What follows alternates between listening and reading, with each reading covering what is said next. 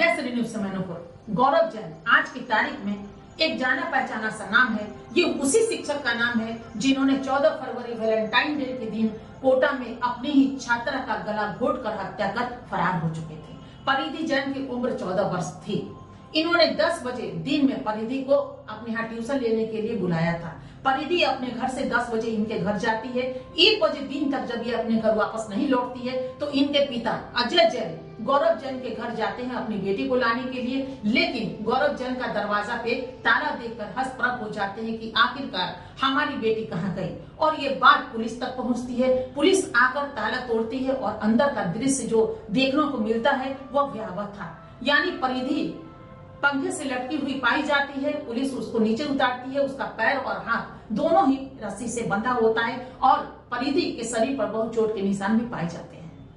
यहाँ से शुरू होता है परिधि के आंदोलन का दौर। वहां के लोग व्यापार संघ कोटा के व्यापार महासंघ ने कैंडल मार्च किया और कहा कि किसी तरह गौरव जैन को ढूंढ कर निकाला जाए और इनको कड़ी से कड़ी सजा दी जाए, यानी फांसी भी मिले तो शायद ये कम होगा। सारी पुलिस उनके पीछे पड़ी हुई थी, जिनको सोमवार को कल गिरफ्तार किया गया। और अब परिधि जैन के पिता का एक भावुक पोस्ट आप देख सकते हैं जो देश के नाम किया है कि हमारी बेटी के हत्यारों को फांसी की सजा दी जाए। उन्होंने 135 करोड़ जनता से यह अपील की है कि सारी जनता ये निर्णय ले और बेटी को उसका हक दिलाए।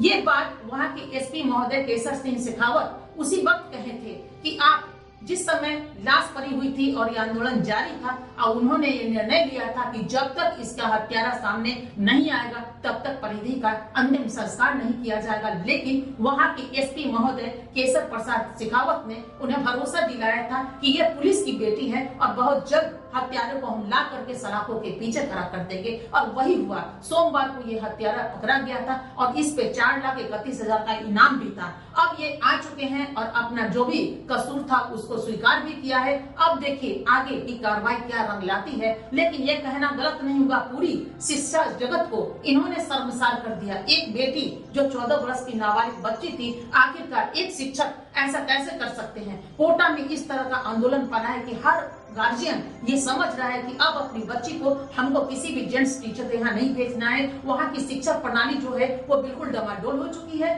और सारे लोग ये सोचते हैं बेटियों को अब पढ़ने के लिए नहीं भेजना है। अब किसी भी जेंट्स शिक्षक के यहाँ मुझे जरूरत नहीं है भेजने के लिए, क्योंकि हमारी बेटी हमारे घर में सुरक्षित है। पढ़ाने से बेहतर है कि बेटी घर में रहे। इन्होंने पढ़ाई पे अंकुश लगा दिया। आखिरकार एक 14 वर्ष की बच्ची से इन्हें क्या आपत्ति थी जो वैलेंटाइन डे के दिन इन्होंने उसका हत्या कर दिया।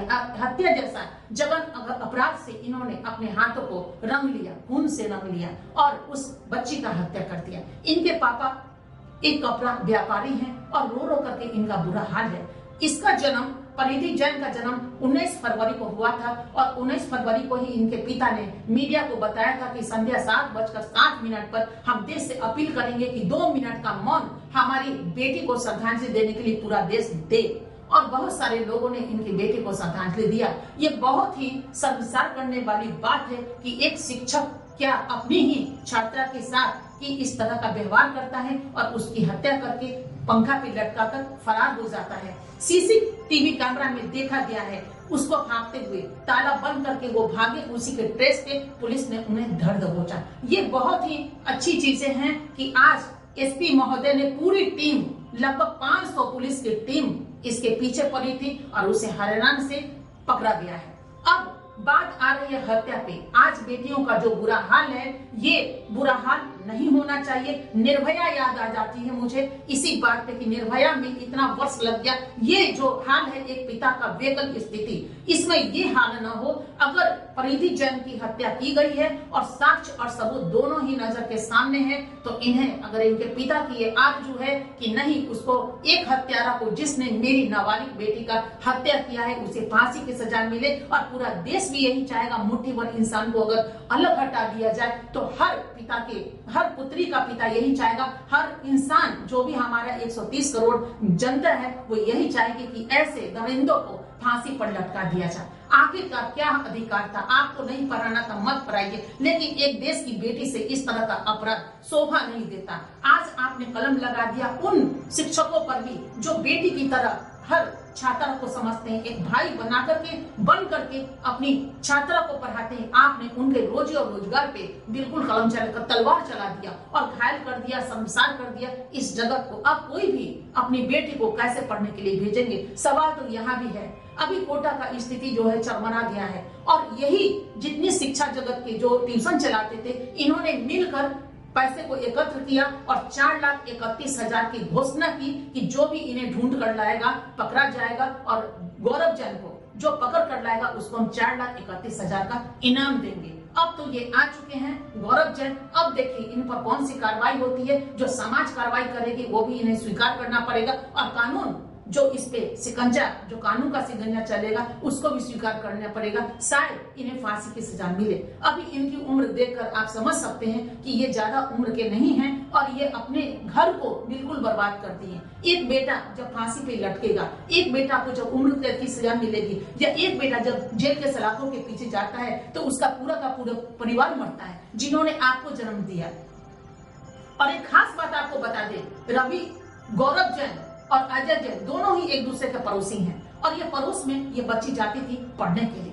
पड़ोस में बचपन साथ में गुजरा होगा, यानी जब गौरव जैन बड़े होंगे तो ये छोटी सी जो आज 14 वर्ष की लड़की है ये पल करके नजरों के सामने बड़ी हुई होगी। उसे थोड़ा भी मोह नहीं लगा, थोड़ा भी हाथ कांपा नहीं कि एक बेटी का किस तरह हम गला घोट करके, आखिरकार ये तो एक अंदर की दुश्मनी नजर आ रही है। या तो दो ही बात हुई होगी कि अजय जैन से इनको पड़ता नहीं होगा, अंदर अंदर घुटन महसूस होना पड़ता होगा क्योंकि वो कपड़ा व्यापारी थे। कहीं ना कहीं ये बात आकर के इस चीजों को दर्शाता है कि या तो अंदर से ज्यादा दुश्मनी रहा होगा क्योंकि एक पड़ोसी को दूसरे पड़ोसी से होता है नहीं, तो कुछ ऐसा परिधि जैन ने देखा होगा गलत करते हुए, या फिर परिधि के साथ ऐसा कुछ गलत करने की चाहत रखे होंगे गौरव जैन और परिधि उससे इनकार कर दी होगी और यही कुछ मामला नजर आता है। बाकी तीसरा मामला कुछ नजर नहीं आता। ऐसा देखने को मिला है कि बहुत सारे शिक्षक ऐसे होते हैं जो 14 फरवरी वैलेंटाइन डे दिन का विरोध करते हैं। तो ये विरोध करने वाले आप कौन होते हैं? उनके परिवार जाने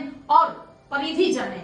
आज अगर देश में वैलेंटाइन डे मनाया जाता है तो पहले आप शिक्षक है, वैलेंटाइन डे को समझिए कि आखिरकार वैलेंटाइन डे किस लिए मनाया जाता है। तो आपका हक नहीं होता है कि कानून को अपने हाथ में ले, वो भी कोई अनपढ़ आदमी अगर कानून को हाथ में लेता तो समझ में आता है। लेकिन बात जहाँ एक शिक्षक की हो कि एक पढ़े लिखे इंसान कानून को अपने हाथ में ले और वो भी अपने छात्रा के साथ इस तरह जघन्य अपराध करे, ये शोभा नहीं देता है। तो इसको पूरे देश की ये आवाज है कि ऐसे ऐसे व्यक्ति को फांसी पर लटका दिया जाना चाहिए ताकि भविष्य में कोई और परिधि जैन पैदा न ले और उसको ये घटना सहना न पड़े। कितना दर्द हुआ होगा उस बच्ची को जिस समय उसका गला घोट दिया गया होगा। निर्भया जैसा ये कांड ना हो, क्योंकि निर्भया में वर्षों गुजर गया, इंतजार में उनकी माँ का आंख पथरा गया और ये अजय जैन का आंख नहीं पथराना चाहिए। पूरे देश इस इंसाफ के लिए कानून का सहारा में दस्तक दे रही है। कोर्ट और कानून जो भी बना है, न्यायालय, उस न्यायालय में परिधि जैन को इंसाफ मिलना चाहिए ताकि आगे से कोई भी गौरव जैन इस दुनिया में पैदा ना हो। और पैदा ले भी तो वो पहले ही उनका हाथ कांपे कि जो हाल गौरव जैन का हुआ वही कहीं मेरा तो ना हो, तो ही देश की बेटी को इंसाफ मिल पाएगा। अन्यथा जो भी कानून है उस कानून को हमको स्वीकार करना पड़ेगा। न्यायालय जो भी उन्हें सजा दे उस सजा को हम लोग सहर्ष स्वीकार